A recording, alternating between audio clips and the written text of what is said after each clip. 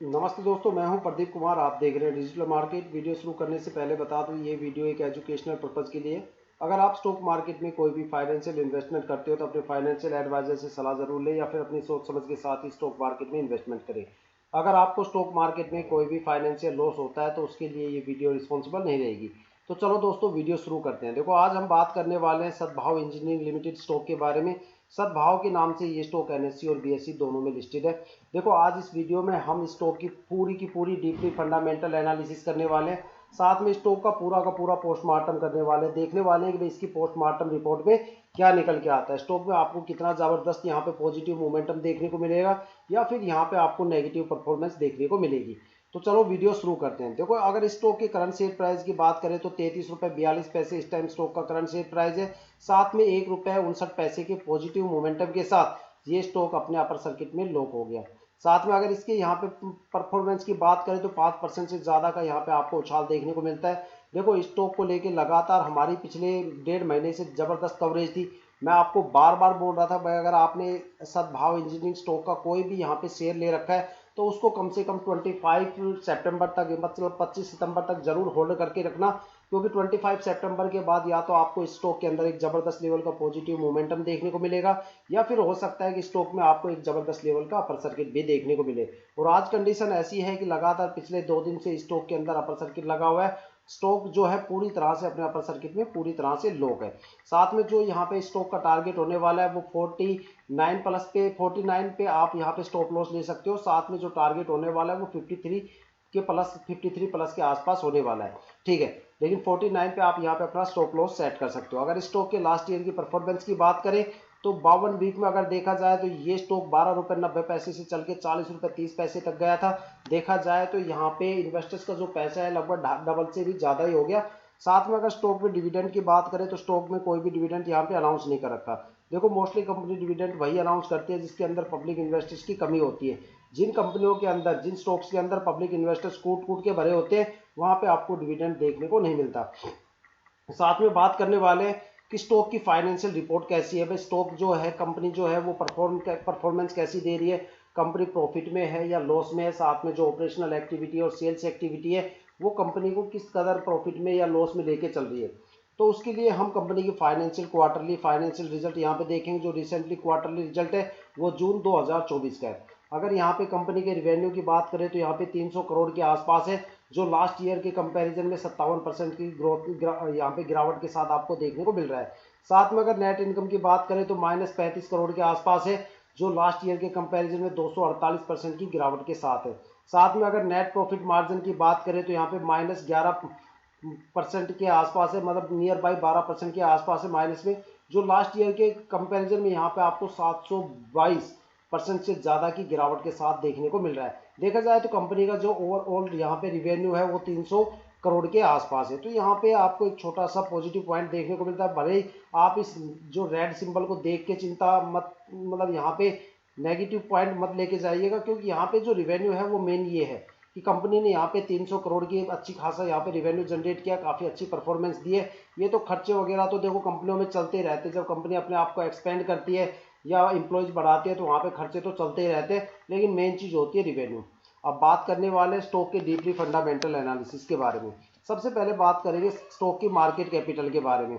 जो स्टॉक का share price है उसके हिसाब से जो इसकी मार्केट कैपिटल है वो काफ़ी ज़्यादा परफेक्ट है। देखो, शेयर प्राइस 33 रुपये का, अगर यही स्टॉक पावर सेक्टर का होता तो यहाँ पे जो मार्केट कैपिटल है वो आपको कम से कम 20-30 हज़ार करोड़ के आसपास आपको देखने को मिलती। मैकेनिकल अगर कंपनी का ये स्टॉक होता तो यहाँ पे 15,000 करोड़ के आसपास आपको यही कैपिटल, मार्केट कैपिटल देखने को मिलती। लेकिन इस सेक्टर के हिसाब से जो यहाँ पे मार्केट कैपिटल है वो काफ़ी सही है।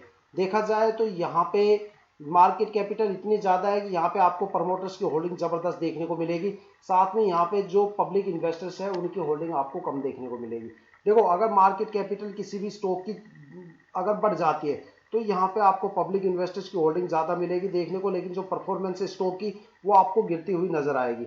और अगर किसी स्टॉक के अंदर मार्केट कैपिटल गिर जाती है तो वहाँ पे आपको प्रमोटर्स की होल्डिंग में ज़बरदस्त चेंजेस देखने को, ज़बरदस्त होल्डिंग देखने को मिलेगी। साथ में वहाँ पे कंपनी के स्टॉक के अंदर एक ज़बरदस्त पॉजिटिव मोमेंटम भी आपको देखने को मिलेगा। अब बात करने वाले हैं दो की पॉइंट फैक्टर्स के बारे में जो किसी भी स्टॉक्स के अंदर सबसे ज़्यादा इंपॉर्टेंट होते हैं। सबसे पहला होता है आरओई। आरओई का मतलब होता है रिटर्न ऑन इक्विटी, कि भाई स्टॉक में आपको इक्विटी, अगर लॉन्ग टर्म इक्विटी पे कितना रिटर्न देखने को मिलेगा। तो यहाँ पे 548.42 का रेशियो है, जो कि एक पॉजिटिव पॉइंट यहाँ पे आपको देखने को मिलता है। साथ में अगर इसकी आरओसी की बात करें कि भाई रिटर्न ऑन कैपिटल कितना मिलेगा, तो यहाँ पे रिटर्न ऑन कैपिटल का रेशियो 9.63 है, जो भी एक काफ़ी पॉजिटिव सिंबल है। ठीक है, अब बात करने वाले कंपनी की जो बुक वैल्यू है वो यहाँ पे माइनस चल रही है। शायद ये अभी जो डेटा है अभी यहाँ पे अपडेट नहीं हुआ है, क्योंकि बुक वैल्यू कभी भी माइनस हो ही नहीं सकती। ठीक है, तो यहाँ पे जो बुक वैल्यू है अभी अपडेट नहीं हुई, इसके बारे में फिर कभी हम बात करेंगे। और बात करने वाले अब फेस वैल्यू के बारे में।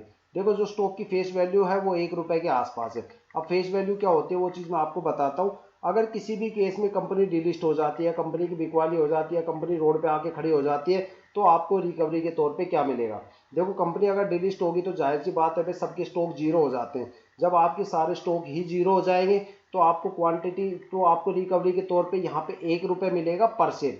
मतलब फेस वैल्यू का होता है, फेस वैल्यू का मतलब होता है कि जो आपका रिकवरी अमाउंट है वो कितना है। तो यहाँ पे आपको पर शेयर 1 रुपये देखने को मिलेगा, चाहे शेयर आपने 20-30 कितने भी रुपए पे खरीदा हो। तो अब बात करने वाले हैं अगले स्टेप की तरफ। अगला स्टेप है कि भाई इस स्टॉक में आपको शॉर्ट टर्म में कितना रिटर्न देखने को मिलेगा और लॉन्ग टर्म में आपको कितना कितने टाइम पे कितना कितना रिटर्न यहाँ पे आपको देखने को मिलेगा। अगर शॉर्ट टर्म की बात करें, अगर आप 1 वीक के लिए होल्ड करते हो तो यहाँ पे आपको 6 से लेकर 7% का रिटर्न देखने को मिलेगा। 1 मंथ की होल्डिंग में आपको यहाँ से 4 से 5% का रिटर्न देखने को मिलेगा। 3 मंथ की होल्डिंग में आपको 14% की नियर बाय रिटर्न देखने को मिलेगा। और अगर आप 6 मंथ की होल्डिंग करते हो तो यहाँ पे आपको 6.5% का रिटर्न देखने को मिलेगा। और अगर आप इस स्टॉक को 9 मंथ के लिए होल्ड करते हो तो यहाँ पे आपको 53% से ज़्यादा का रिटर्न देखने को मिलेगा। अगर इस स्टॉक को आप लॉन्ग टर्म के लिए होल्ड करते हो तो आपको 1 ईयर में यहाँ पे आपको 130% का रिटर्न देखने को मिलेगा। 2 ईयर में यहाँ पे 147% का रिटर्न देखने को मिलेगा। अगर इससे ज़्यादा साल आप होल्ड करते हो तो यहाँ पे आपको कुछ भी नहीं मिलने वाला। तो देखा जाए एक एवरेज यहाँ पे देखी जाए तो यहाँ पे आपको शॉर्ट टर्म में एक अच्छा खासा रिटर्न है। लॉन्ग टर्म में यहाँ पे आप 2 ईयर्स तक होल्ड कर सकते हो, एक अच्छा खासा रिटर्न आपको देखने को मिलेगा। ज़्यादा टाइम के लिए अगर आप होल्ड करते हो तो यहाँ पे आपको लॉस होने के चांसेस ज़्यादा है। ठीक है, अब बात करने वाले हैं, अगर मान लो आप एक छोटे से अमाउंट से यहाँ पे इन्वेस्टमेंट करना चाहते हो लंबे टाइम के लिए, तो कैसे करें। तो उसके लिए आप यहाँ पे सिप वगैरह स्टार्ट कर सकते हो। सिप का एक ऑप्शन होता है जिसमें आप क्या होता है बिल्कुल एफडी की तरह काम करता है, जहाँ पे मान लो आप 100, 200, 500, 1000, 1500 कोई भी अमाउंट यहाँ पे आप सेलेक्ट कर सकते हो। साथ में एक टाइम पीरियड देख सकते हो कि भाई हर महीने आप किस्त भरोगे या 2 महीने बाद किस्त भरोगे या 6 महीने बाद किस्त भरोगे। ठीक है, उतने इंटरवल पे जो भी आपकी किस्त भरने का टाइम आएगा आपका पैसा आपके अकाउंट से डिडक्ट होकर यहाँ पे इकट्ठा होता रहेगा। अब मान लो आप 1 साल, 2 साल या 3 साल के बाद जब भी सिप को बंद करते हो तो जो भी आपका प्रिंसिपल अमाउंट रहेगा साथ में जो भी आपकी मैच्योरिटी रहेगी रिटर्न के साथ वो आपके अकाउंट में ट्रांसफर कर दी जाएगी और उस टाइम आपकी सिप जो होगी वो प्रॉपर बंद हो जाएगी।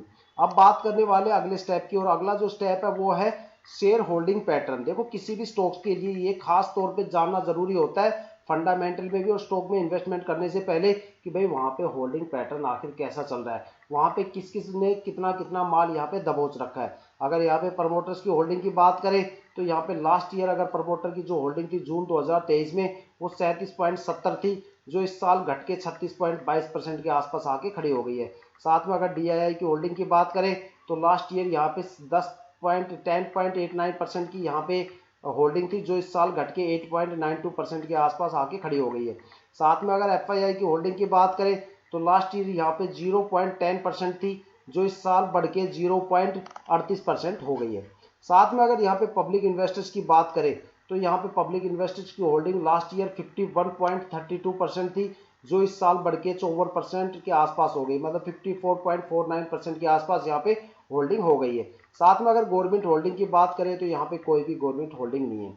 अब देखो एक्सपर्ट क्या बोलते हैं कि भाई जो होल्डिंग पैटर्न है वो आखिर कैसा होना चाहिए किसी भी स्टॉक में। अगर आप किसी भी स्टॉक में इन्वेस्टमेंट करते हो तो वहाँ पे मिनिमम जो होल्डिंग पैटर्न होना चाहिए वो 35% के आसपास होना चाहिए। और उस 35% के अंदर जो होल्डिंग है वो किसकी होनी चाहिए, प्रमोटर की, डीआईआई की, एफआईआई की और गवर्नमेंट की। इन चारों की होल्डिंग मिला के मिनिमम यहाँ पे 35% आपको यहाँ पे होल्डिंग होनी चाहिए एक जबरदस्त पॉजिटिव मोमेंटम के लिए। अगर 35% से जितनी ज्यादा इनकी होल्डिंग रहेगी इन चारों की उतना ज्यादा स्टॉक में आपको परफॉर्मेंस देखने को मिलेगी।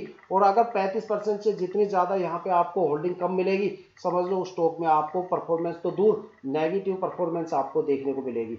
वहां पे आपको प्रॉफिट कम लॉस ज्यादा देखने को मिलेगा। देखो स्टॉक मार्केट में काफी ज्यादा स्टॉक ऐसे हैं जहाँ पे 70, 80, 90% तक आपको इन चारों की होल्डिंग मिल जाएगी और वो स्टॉक ताबड़तोड़ मार्केट में भागते हैं। ठीक है, तो फिर जब ऐसे ऐसे स्टॉक मार्केट में है तो हम 35% से डाउन वाली होल्डिंग वाले पे क्यों इन्वेस्टमेंट करें। ठीक है, तो ये देखो सबसे खास पॉइंट होता है आज के टाइम। अगर मार्केट में एक एग्जांपल मैं आपको बताऊं तो विकास इकोटेक का यहाँ पे एक एग्जांपल आपको देना चाहूंगा, जहां पे जो पब्लिक इन्वेस्टर्स की होल्डिंग है वो 90% से ऊपर है और इन चारों की जो होल्डिंग है टोटल मिला के 10% भी नहीं है। और वहां पे हालात ऐसे हैं कि हर कोई बंदा वहां पे लॉस लेके बैठा है, जिसने कल भी शेयर खरीदा है वो आज लॉस के साथ वहां पे बैठा हुआ है। ठीक है, तो वहां पे हालात इतने ज्यादा खराब है, डेली की डेली वहां पे मतलब लोगों को वहां पे हर एक बंदा अपने पोर्टफोलियो में एक जबरदस्त लेवल का लॉस लेके वहां पे बैठा हुआ है। तो देखो दोस्तों, ये थी अब तक की सबसे बड़ी अपडेट सद्भाव इंजीनियरिंग स्टॉक को लेके और एक अच्छी खासी फंडामेंटल एनालिसिस। अगर आपको अच्छी लगी हो वीडियो तो लाइक शेयर जरूर कीजिएगा और अगर आप वीडियो पे नए हो तो चैनल को सब्सक्राइब जरूर कीजिएगा, साथ में बेल आइकन को क्लिक जरूर कीजिएगा। देखो इसी के साथ ये वीडियो समाप्त करते हैं। जय हिंद।